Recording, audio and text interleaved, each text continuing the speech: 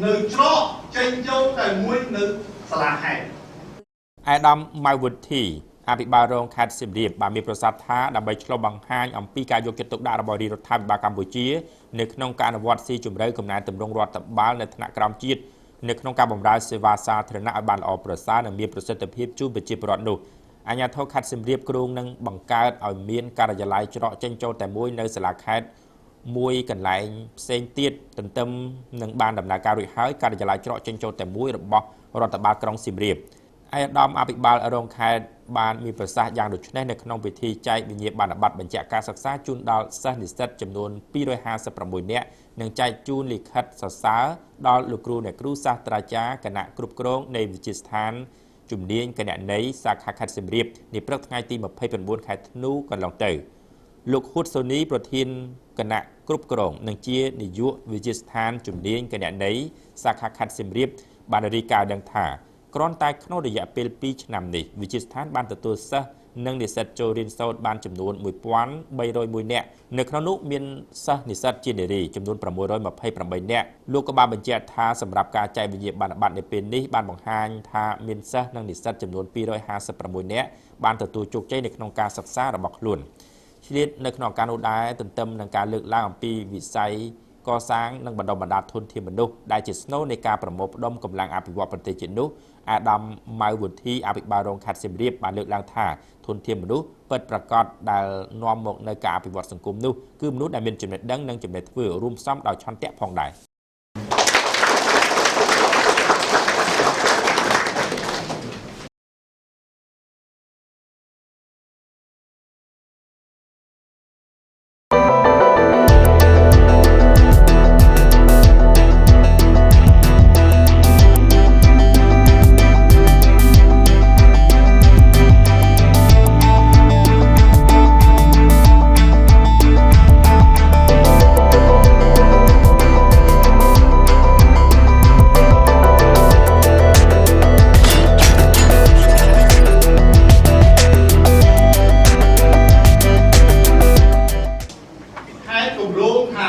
យើងបង្កើត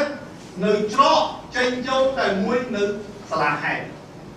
អាដាមម៉ៅវុធីអភិបាលរងខេត្តសៀមរាបបានមានប្រសាសន៍ថាដើម្បីឆ្លុះបង្ហាញអំពីការយកចិត្តទុកដាក់របស់រដ្ឋាភិបាលកម្ពុជា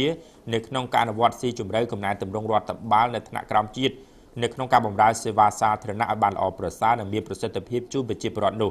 អាជ្ញាធរខេត្តសៀមរាបគ្រោងនឹងបង្កើតឲ្យមានការិយាល័យច្រកចេញចូលតែមួយនៅសាលាខេត្តមួយកន្លែងផ្សេងទៀតទន្ទឹមនឹងបានដំណើរការរួចហើយការិយាល័យច្រកចេញចូលតែមួយរបស់រដ្ឋបាលក្រុងសៀមរាប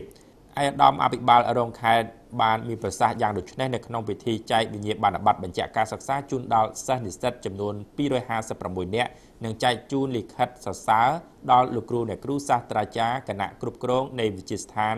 ជំនាញគណនេយ្យសាខាខេត្តសៀមរាបនាព្រឹកថ្ងៃទី29ខែធ្នូកន្លងទៅ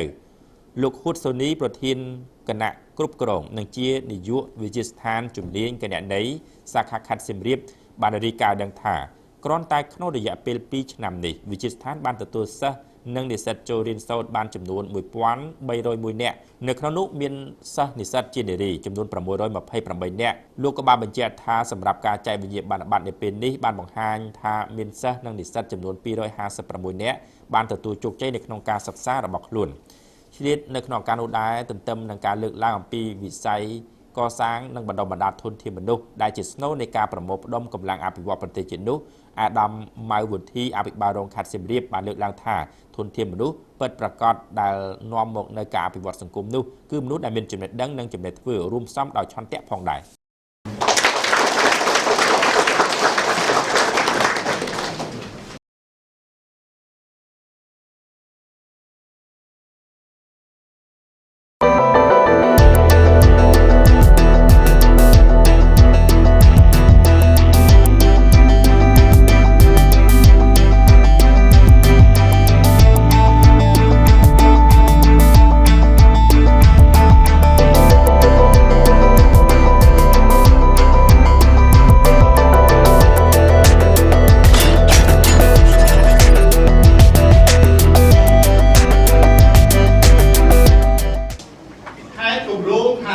យើងបង្កើត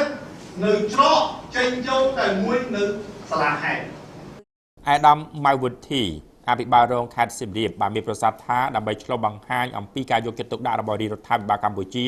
នៅក្នុងការអនុវត្តស៊ីជម្រៅកំណែទម្រង់រដ្ឋបាលនៅថ្នាក់ក្រោមជាតិនៅក្នុងការបម្រើសេវាសាធារណៈឲ្យបានល្អប្រសើរនិងមានប្រសិទ្ធភាពជូនប្រជាពលរដ្ឋនោះ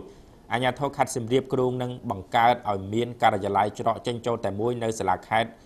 មួយកន្លែងផ្សេងទៀតទន្ទឹមនឹងបានដំណើរការរួចហើយការិយាល័យច្រកចេញចូលតែមួយរបស់រដ្ឋបាលក្រុងសៀមរាបអាដាមអភិបាលរងខេត្តបានមានប្រសាសន៍យ៉ាងដូចនេះនៅក្នុងពិធីចែកវិញ្ញាបនបត្របញ្ជាក់ការសិក្សាជូនដល់សិស្សនិស្សិតចំនួន256នាក់និងចែកជូនលិខិតសរសើរដល់លោកគ្រូអ្នកគ្រូសាស្ត្រាចារ្យគណៈគ្រប់គ្រងនៃវិទ្យាស្ថានជំនាញគណនេយ្យសាខាខេត្តសៀមរាបនាព្រឹកថ្ងៃទី29ខែធ្នូកន្លងទៅលោកហ៊ុតសូនីប្រធានគណៈគ្រប់គ្រងនិងជានាយកវិទ្យាស្ថានជំនាញគណនេយ្យសាខាខេត្តសៀមរាបបានរាយការណ៍ដឹងថាគ្រាន់តែក្នុងរយៈពេល2ឆ្នាំនេះវិទ្យាស្ថានបានទទួលសិស្សនិងនិស្សិតចូលរៀនសូត្របានចំនួន1301នាក់នៅក្នុងនោះមានសិស្សនិស្សិតជានារីចំនួន628នាក់លោកក៏បានបញ្ជាក់ថាសម្រាប់ការចែកវិញ្ញាបនបត្រនៅពេលនេះបានបង្ហាញថាមានសិស្សនិងនិស្សិតចំនួន256នាក់បានទទួលជោគជ័យនៅក្នុងការសិក្សារបស់ខ្លួនឆ្លៀតនៅក្នុងការនោះដែរទន្ទឹមនឹងការលើកឡើងអំពីវិស័យកសាងនិងបណ្ដុំបណ្ដាលធនធានមនុស្សដែលជាស្នូលនៃការប្រមូលផ្ដុំកម្លាំងអភិវឌ្ឍប្រទេសជាតិនោះអាដាមម៉ៅវុធីអភិបាលរងខេត្តសៀមរាបបានលើកឡើងថាធនធានមនុស្សពិតប្រាកដដែលនាំមកនៅការអភិវឌ្ឍសង្គមនោះគឺមនុស្សដែលមានចំណេះដឹងនិងចំណេះធ្វើរួមផ្សំដោយឆន្ទៈផងដែរ